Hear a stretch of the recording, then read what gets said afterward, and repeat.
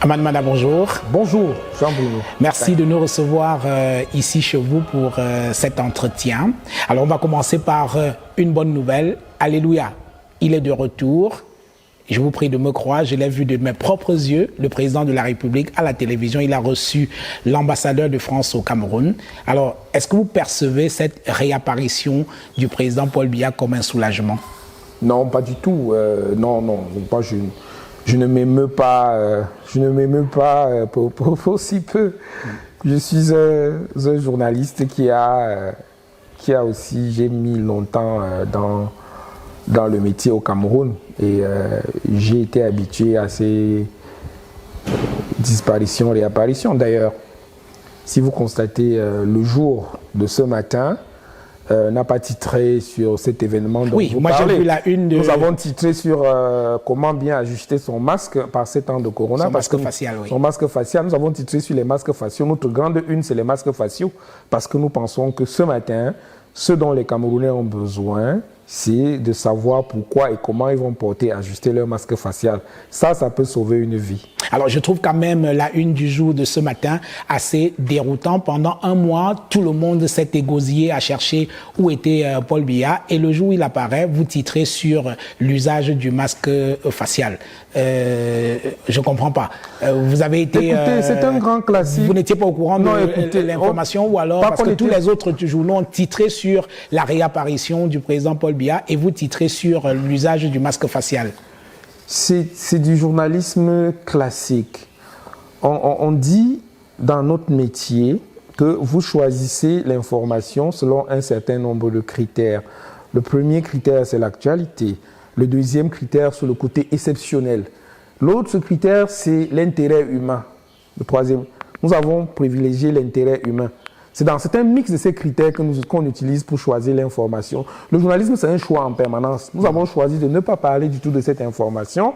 Nous avons choisi de parler d'une information qui a un intérêt humain. Nous avons privilégié l'intérêt humain parce que, pensons-nous, bien ajuster son masque, bien choisir son masque, bien le porter, peut être plus intéressant que savoir que le président de la République est de retour ou n'est pas de retour. Pour nous, ça, c'est le choix éditorial que nous avons fait. Nous pensons que prendre soin des citoyens, leur donner la bonne information pour bien ajuster leur masque facial par temps de Covid-19, c'est plus important, c'est plus intéressant, c'est plus utile à être su que l'autre information dont vous parlez. Alors, il reste quand même que l'absence prolongée du président de la République en pleine crise du Covid-19 qui a déjà fait près de 950 contaminés, une vingtaine de morts, 196 guéris quand même. Donc, l'absence du président de la République a suscité toutes sortes de conjectures et même de fantasmagories. Alors, comment avez-vous analysé cette absence prolongée du président de la République en pleine crise sanitaire? Il est certain que dans tous les pays du monde,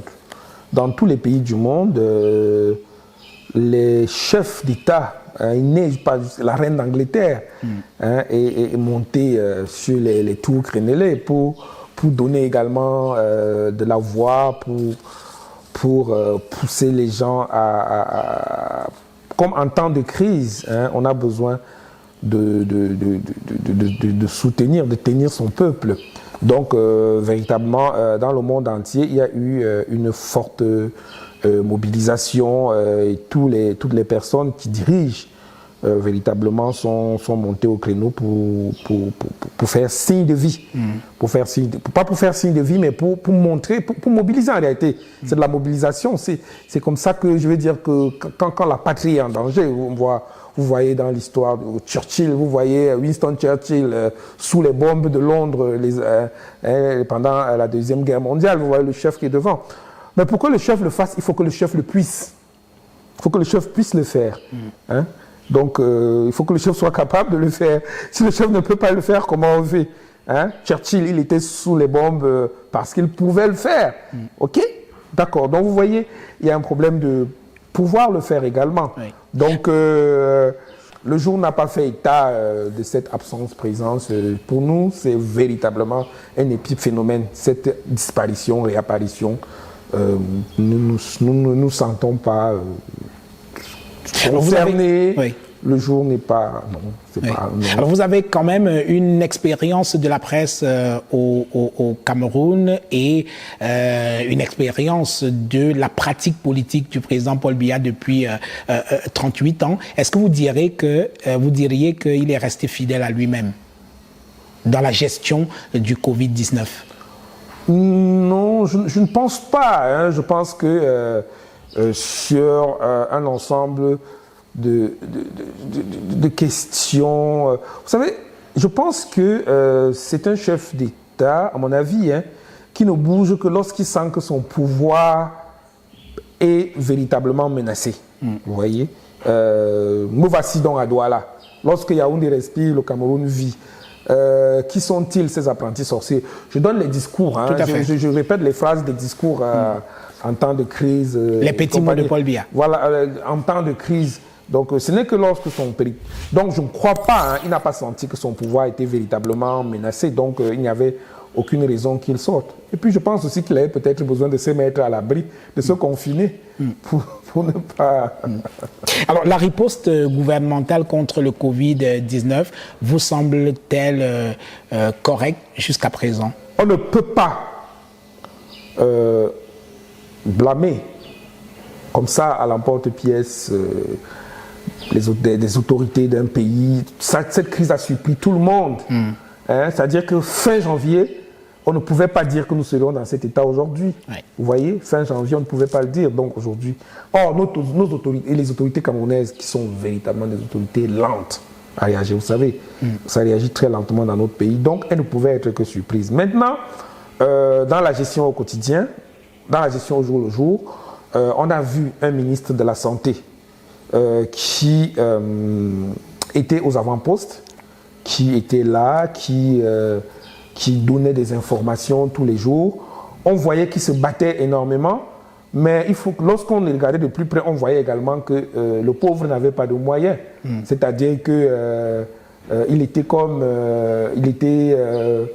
au milieu c'était vraiment loin au-delà de ses possibilités, et il n'avait que son téléphone pour tweeter, parce que derrière, les moyens, les grands moyens qu'il devait suivre, il ne les avait pas. Or, le Cameroun a les moyens.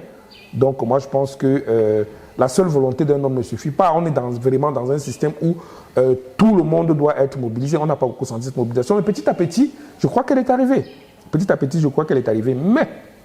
Mais une fois de plus, au Cameroun, les gens, au lieu de faire, ils font comme si. Je prends un exemple. Oui, allez-y. Il faut décongestionner les prisons. Parce que les prisons, s'il y a un foyer de Covid, ça peut être quelque chose d'extrêmement grave. Et justement, vous avez Qu'est-ce qu'on fait au journal Le Jour, vous avez parlé de la bombe oui, que représentaient les prisons. C'est une bombe, les prisons. Mais partout dans le monde, on a libéré un certain... Dans nos prisons, il y a un ensemble de personnes qui n'ont rien à y faire. Des gens qui sont 80% sont des prévenus, c'est-à-dire qui attendent d'être jugés. Au lieu d'agir sur cette portion de la population carcérale, on s'en va agir sur une portion de la population carcérale et on dessine des portraits. On dessine le portrait de Mamadou Mouta. On dit que quelqu'un ne peut pas sortir de prison s'il a commis une infraction étant en prison. Je ne suis pas sûr que dans le système carcéral camerounais, on va extraire 200 personnes. Ça, c'est rien. Donc finalement, cette mesure de remise des peines du président de la République... Il y a moins de 100 personnes qui vont sortir de Kondengi. Il va y avoir moins de 100. C'est absolument ridicule. C'est absolument ridicule. Il était question de prendre les prisonniers dans le quotidien le jour, parce que nous avons pris la peine d'aller, nous avons envoyé un reporter en prison qui a pris les désirata des prisonniers. Les prisonniers ont émis un ensemble de propositions qui m'avaient l'air intéressantes. Il y a des tas de types qui sont en prison et qui n'ont rien à y faire. Mais on peut les faire sortir. Donc l'acte du président de la République de c'est un coup d'épée dans l'eau. Un certain nombre de remises de peine est un coup d'épée dans l'eau. Je prends cet exemple pour dire que au lieu de faire, on fait comme si. on donne l'impression aux gens qu'on est en train de faire quelque chose, alors que en réalité, rien ne se passe. Moi, ce que je reproche à nos autorités, c'est de brasser du vent en permanence. Or, le Covid-19 ne permet pas la moindre... on ne peut pas s'amuser, on ne peut pas faire comme si. On est obligé de faire. Oui. Si vous ne faites pas, ben, ce virus, il va venir et il va massacrer toutes les populations. Et ce n'est pas un virus qui fait la différence entre le riche et le pauvre, qui fait la différence entre le gouvernant et le gouverné. Il va prendre tout le monde. Donc, c'est vraiment une affaire où il faut être plus sérieux que d'habitude. Alors, vous parliez tout à l'heure du ministre de la Santé que cette crise du coronavirus a révélé aux Camerounais dynamique, qui s'est essayé à de la transparence à travers une communication régulière. Mais on a l'impression que cela ne plaît pas à tout le monde parce qu'il a arrêté de faire des tweets pour recenser le nombre de victimes. Bonne ou mauvaise décision? Non, je ne suis pas sur personnellement l'appréciation des bons ou des mauvais ministres et tout. Je sais tout simplement que lorsque vous êtes en détresse, vous avez besoin de quelque chose, de quelqu'un qui vous rassure. Le ministre de la Santé, M. Manaouda, a été ce visage qui rassure là. Par ses tweets, par ses sorties, il était, jusqu'au moment donné, on voyait en lui quelqu'un qui donnait les informations, il donnait quelques petits moyens pour pouvoir se prendre en charge et on voyait bien qu'il s'engageait. Bon, à un moment donné, on voit également qu'on a réfréné son ardeur. On a réfréné son ardeur sans proposer autre chose. Oui. Sans proposer autre chose. Nous sommes ici en pleine communication. Hein. Tout à fait. On est vraiment dans la communication. Donc, on a réfréné ce visage-là et on n'a rien proposé d'autre. C'est ce qui fait que les gens se sentent plus ou moins abandonnés à eux-mêmes. Ils s'en réfèrent à qui? Ils font comment? Donc, c'est un peu ça la question. Donc, maintenant, le fait qu'ils ne puissent plus donner au jour le jour, à chaque minute, les chiffres sur l'évolution de la maladie, ça donne l'impression aux gens qu'on leur cache quelque chose. Ça donne l'impression aux gens qu'on leur cache quelque chose. Même si il faut être tout simplement un peu curieux. Il y a plein de sites internet sur lesquels vous voulez avoir la situation du Cameroun, vous l'avez en temps réel. Parce que le Cameroun doit communiquer à l'OMS. Absolument. Tout simplement. Vous allez sur tous ces sites-là, vous allez avoir la situation réelle du Cameroun. Mais on a besoin d'une figure publique qui nous rassure. Et cette figure publique-là, on a eu l'impression que cette figure publique-là a été un peu blâmée, a été un peu intimidée. Et ça a eu un effet, ça refroidit les gens finalement. On se dit, mais qu'est-ce qu'on cache, qu'est-ce qu'il y a? Donc moi, je pense que ça tient davantage personnellement de l'erreur stratégique de communication plutôt que d'autres choses. Mais on a besoin de choses réelles, on a besoin de choses concrètes, on a besoin de prise en charge. On a des témoignages très très durs venant de Douala, de personnes qui n'ont pas été prises en charge dans les centres de santé. On a parlé de cette femme qui est morte dans la cour de l'hôpital, d'un hôpital à Douala, d'une formation hospitalière à Douala, sans avoir été prise en charge. Elle est morte là. Après avoir fait cette formation hospitalière dans Douala, on l'a baladée d'ici et là. À la fin, les parents se retrouvent avec leur maman. Je suis convaincu qu'il y a également quelque chose qui va prendre le dessus, c'est l'affairisme. C'est l'affairisme également qui va prendre le dessus. Il y a des choses qu'on est en train de construire, des hôpitaux, des campagnes, des choses absolument... mais je pense, il paraît qu'il y a des commandes qu'on va passer. Mais en réalité, vous verrez que derrière tout ça, il y a seulement des gens qui voient uniquement... pas du gain. Les milliards qui vont empêcher. Sans savoir que ces milliards, vous pouvez les encocher, les encaisser, et vous ne les croquez pas, parce que le Covid va vous croquer avant. C'est ça la philosophie qu'il y a. Je pense que pour une fois, il faut que les gens soient humains. Il faut que les gens soient humains et que les gens essayent de sauver leur peau. C'est-à-dire, vous connaissez l'histoire du Titanic. Oui. On est dans le Titanic est en train de prendre de l'eau, et vous voyez quelqu'un qui est en train de gripper les sous, de prendre les sous dans un coffre. C'est tellement dérisoire. Oui. C'est absolument dérisoire d'avoir des vues sur l'argent du Covid-19. Moi, je pense que tous les citoyens, tous les gouvernants, gouvernés devaient être mobilisés comme un seul homme. Tout moyen, tous les moyens devaient être pris pour pouvoir essayer d'acheter un masque à quelqu'un qui n'en a pas, de procurer un comprimé à quelqu'un qui en a besoin, de donner un lit d'hôpital à quelqu'un qui en a besoin, de donner une couverture à quelqu'un qui en a besoin, parce qu'on a besoin de tout dans cette maladie. Vous aurez quelqu'un qui sera malade et qui n'aura même pas une couverture. De donner tout. Moi, je pense que c'est cette solidarité-là. C'est cette solidarité-là que les gouvernants et les gouvernés doivent avoir, que les Camerounais doivent avoir entre eux lorsqu'on est dans une situation comme celle-ci. Alors, est-ce que dans l'histoire récente ou lointaine du Cameroun, il y a un événement qui est à peu près comparable au Covid-19 que nous vivons aujourd'hui? Ah non, il n'y en a pas eu. Oui. Il n'y en a pas eu. Il n'y en a pas eu, de mémoire d'enfant. On nous a vaccinés contre le choléra au début des années 70, mais le choléra, c'était le choléra. Le choléra, c'était une maladie que vous voyez. C'était une maladie que vous voyez, et puis on savait qu'on peut se prémunir du choléra en ayant un certain nombre de mesures d'hygiène. Et il y avait un vaccin. Oui. Et en 1970, il y avait un État, certes dictatorial, mais un État qui s'occupait des gens. C'est pas le cas aujourd'hui. On n'a ni l'un ni l'autre aujourd'hui. On n'a pas. Jean-Bruno Tani, non, c'est un peu lamentable ce qui se passe. Hein? C'est pas tout à fait la même chose. Oui. Sortant de cette crise du Covid-19, si vous le voulez bien, pour parler d'autre chose. Vous avez eu Aman Mana récemment, Maya Parti avec le ministre de l'administration territoriale, Paul Atangandji, qui au cours d'une conférence de presse n'est pas passé par quatre chemins pour comparer votre journal Le Jour à la radio des Mille Collines. Est-ce que depuis lors, vous avez eu le temps de vous expliquer avec le ministre?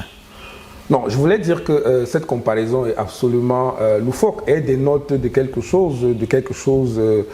Oui, je pense que la culture générale n'est pas la première matière, n'est pas la première qualité qu'on requiert chez les gens quand on veut les nommer dans certains gouvernements. Mais cette comparaison-là, absolument, ça dénote de manque de... Et puis, je ne souhaite pas qu'on parle de cette histoire. Nous sommes ici chez moi, dans mon cadre privé. Je ne parle pas d'un certain nombre de choses quand je suis chez moi dans ma maison. Non, mais le sujet, pardonnez-moi, mais il est hautement important parce que vous parliez d'histoire tout à l'heure. On sait quand même à quoi renvoie Radio Mille Collines. Mais au-delà du cas Atangandji, il y a quand même quelque chose qui revient aujourd'hui dans certains milieux gouvernants. Lorsqu'on parle du jour, c'est que vous êtes étiqueté comme étant un journal de l'opposition. Est-ce que c'est quelque chose qui vous dérange? Pas du tout. C'est l'hommage du vice à la vertu. C'est quelque chose de magnifique. Vous assumez donc le fait d'être un journal de l'opposition. C'est un terme que vous... Je suis un journal. Oui. Je suis un journal. Point final. Je suis un journal, point final. Et je ne suis pas un journal qui est là pour cirer les pompes à quoi que ce soit, à qui que ce soit. J'ai une trajectoire de journaliste qui dure sur plus de 30 ans et on a vu la manière dont j'écris, ce que j'écris et il y a une ligne directrice claire. Je défends les libertés, je défends les droits de l'homme et c'est le travail du journaliste. J'ai une certaine idée du progrès de mon pays, je m'accroche à cette idée-là. Aussi simple que cela, c'est pour cela que je me bats. Maintenant, il y a des gens qui peuvent penser. Dire d'un journal que c'est un journal de l'opposition, c'est pas le discréditer, c'est pas le disqualifier. Personne. Alors toutes ces personnes qui disent... Et qu'est-ce que vous faites de l'indépendance du journaliste? Justement, je suis indépendant. Mais si vous êtes qualifié comme journal de l'opposition, votre indépendance est mise à rude épreuve. Comment? Dans ce cas-là. Comment? Parce que vous n'êtes pas, comme journaliste, censé être ni de l'opposition ni du pouvoir. N'importe quoi. N'importe quoi.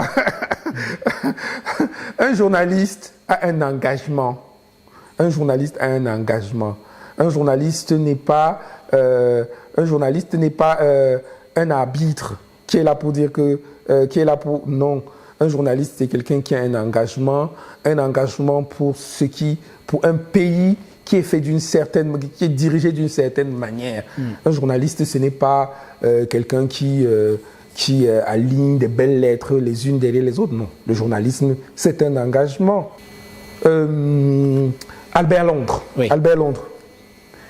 Tremper la plume dans la plaie. Tremper la plume dans la plaie. Oui.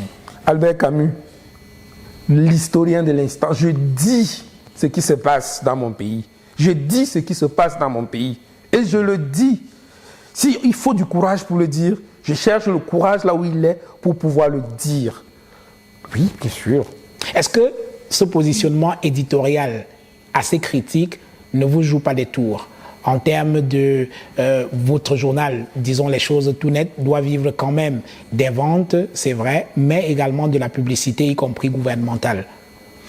Alors, je vais vous raconter une histoire. Oui. Je vais vous raconter une histoire d'il y a une semaine. Oui. Alors, j'ai été appelé par le responsable de la communication d'un ministère. Oui. Oh, vous savez, monsieur le directeur de la publication, on a renouvelé les abonnements dans le ministère et la ministre, puisqu'elle a dit la ministre, donc c'était la ministre a dit que on ne va pas renouveler avec le jour. Vraiment, je suis un peu désolé de vous dire ça. Et je suis parti d'un grand éclat de rire. Je dis, mais ah bon, la ministre ne veut plus le jour. Ah ben, c'est une magnifique histoire. C'est super bien. Bon, ça a désarçonné la responsable de la communication. Il me dit, mais oui, ne prenez pas ça comme ça. Je lui ai dit, passez un message clair à madame la ministre ou au ministre. Le jour restera le jour. C'est nonobstant les quelques numéros d'abonnement que vous avez et que vous avez enlevés au jour. Le jour va continuer à être le jour. Et le jour va dire ce qu'il y a à dire, y compris concernant l'action de ce ministère, sans haine, sans rancune. Nous allons continuer à faire ce qu'il y a à faire. Ce n'était pas une faveur de nous accorder cet abonnement. Nous ne considérons pas que c'est de la haine que nous avons enlevé ça. C'est un acte de gestion et il n'y a pas de problème. Alors, nous continuons à faire. Alors, est-ce que des ruptures de contrat comme ça, vous en avez beaucoup, ou alors il y a des ministres qui hésitent? Et il y en a qui viennent aussi. Quelqu'un laisse, quelqu'un prend, comme dit la chanson. Il n'y a pas de souci. Nous sommes absolument sereins là-dessus. Nous allons faire ce que nous avons à faire. Et donc vous restez comme notre fidèle, conscience nous dit. Oui, vous restez fidèle à votre philosophie éditoriale. Non, je n'ai pas de compromission particulière à faire. En tant que président de la Fédération des éditeurs de presse au Cameroun, vous avez récemment pris fait et cause pour votre confrère Christophe Bobiokono, le directeur de publication du journal Kalara, condamné en décembre de l'année dernière à payer en termes d'amende et de dommages et intérêts autour de 13 millions de francs CFA et qui devait être arrêté il y a quelque temps. Vous avez clairement parlé, et je vous cite, de braquage judiciaire. C'est assez fort, non? Oui, bien sûr, mais désormais, nous devons... on doit acheter notre liberté. Les gens savent que nous n'avons pas cet argent. Ils savent que nous n'avons pas cet argent. Et ils nous condamnent.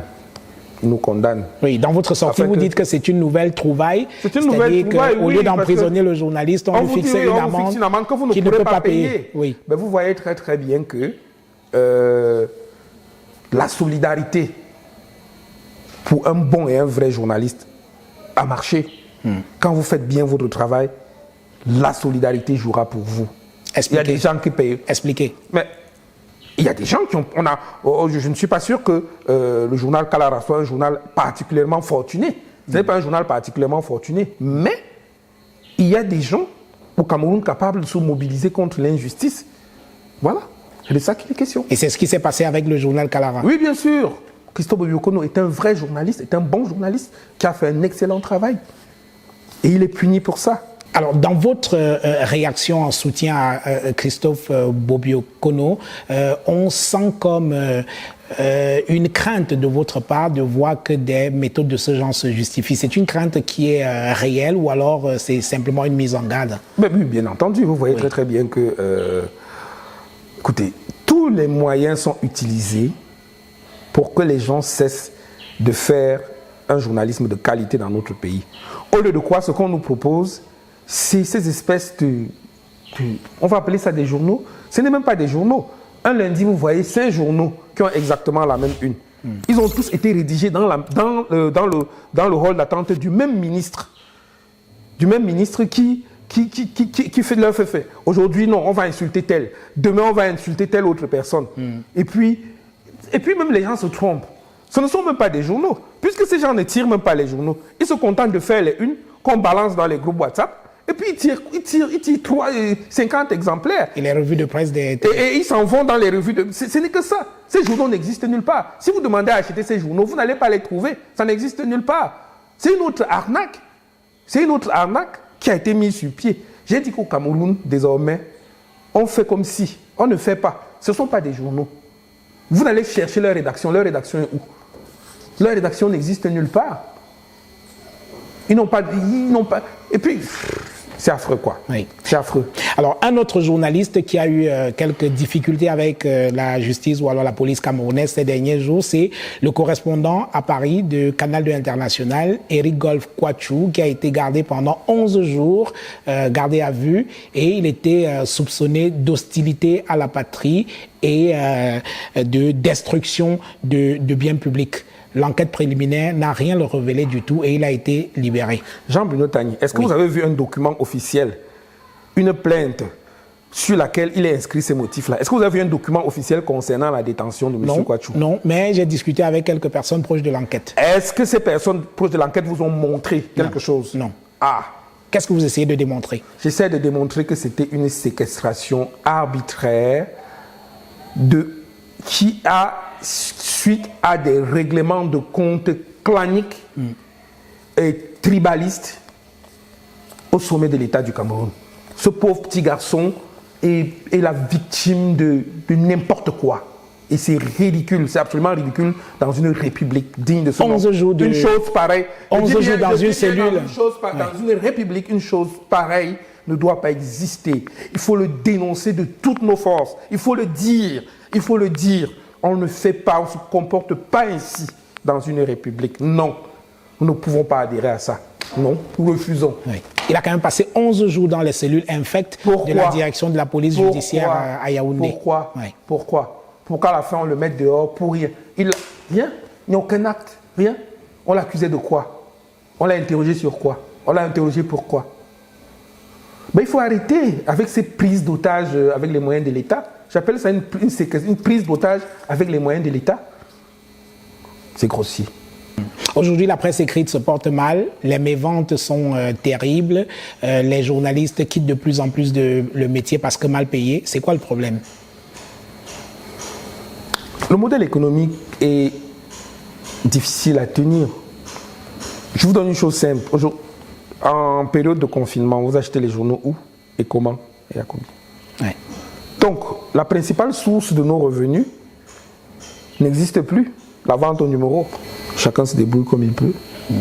Et la survie va être difficile. Je le confesse. La survie va être difficile. Mais je pense qu'il faut que nos voix continuent à être entendues. Parce que si des voix comme les nôtres ne sont plus entendues, à ce qui me semble, on va tomber dans une espèce de glacis de parole unique. Et ça peut être très très difficile si au Cameroun, il n'y a pas de personnes qui peuvent dire autre chose que ce que le grand courant, de l'entonnoir étatique. C'est une expression que j'emprunte à quelqu'un. Ouais. Alors, le phénomène, il est presque mondial aujourd'hui. La presse écrite quotidienne se porte assez mal. Le journal ne s'achète plus avec l'avènement d'Internet et tout le reste. Est-ce que vous diriez que c'est la mort prochaine du journal papier? Je n'ai pas la possibilité pour pouvoir lire l'avenir. Oui. Je sais seulement qu'à chaque fois dans les grandes mutations médiatiques, à chaque fois qu'il y a un nouveau support qui arrive, les autres sont en difficulté. Chaque fois, la radio est arrivée, on a dit la presse écrite était finie, la télé est arrivée, on a dit les deux premiers sont achevés. Même aujourd'hui, tous les médias qu'on dit classiques sont en difficulté. Vous savez que le soir, la famille n'est plus réunie pour regarder le journal parler. Chaque enfant est dans son coin avec son Netflix pour regarder le film de son choix. Est-ce que Netflix va bientôt mettre du contenu news informatif dans ses programmes? On est en train de chercher. Donc moi, je pense qu'on est vraiment dans une période de grande mutation où, dans le même temps, nous devons... donc c'est très difficile parce que nous sommes dans la posture d'un naufragé. D'un naufragé qui, dans le même temps, doit se débattre pour garder la tête de l'eau, hors de l'eau, mais également doit se débattre pour chercher à atteindre la rive et ne pas couler également. Ça, c'est trop fort. Oui.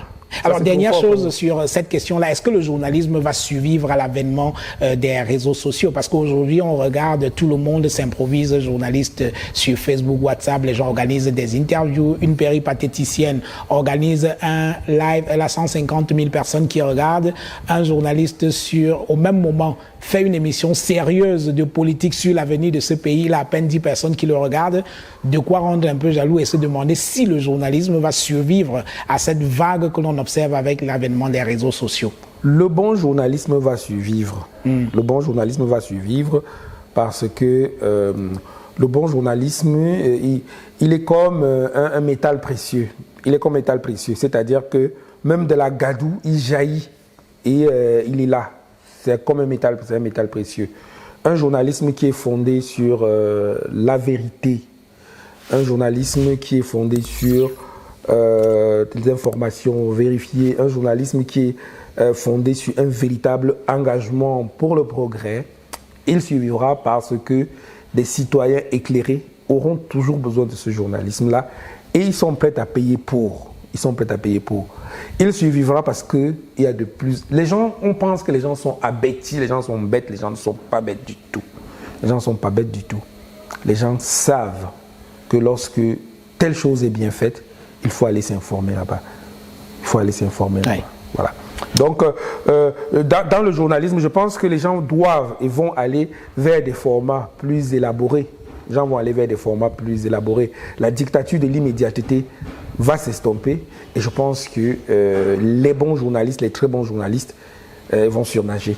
Par contre, la vaste masse crasseuse de crapules, je pense, va disparaître d'elle-même. On sent un peu de colère en vous et ça me rappelle un éditorial que vous avez signé il y a quelques années, peut-être dans un moment de colère. Le titre, « Ne dites pas à ma mère que je suis journaliste ». Elle me croirait pianiste dans un bordel. Oui, mais non. Notre profession reste... Est-ce que vous êtes toujours fier de ce métier? Non, bien sûr, je suis fier d'être journaliste et j'ai une fille journaliste. Je suis fier d'avoir une fille journaliste. D'accord? Et c'est un métier qui a ses lettres de noblesse. Les gens vont essayer de l'avilir comme ils peuvent. Mais ceux qui vont rester sur la vérité, ceux qui vont rester sur la pureté, ils émergeront toujours. Aman Mana, merci. Merci pour cet entretien ici chez vous. Merci d'avoir accepté cet échange avec Naya TV. Merci. Mesdames et messieurs, merci de nous avoir regardés. Merci de rester fidèles à Naya TV et je vous invite à vous abonner à nos différentes plateformes qui vont s'afficher au bas de votre petit écran. À bientôt.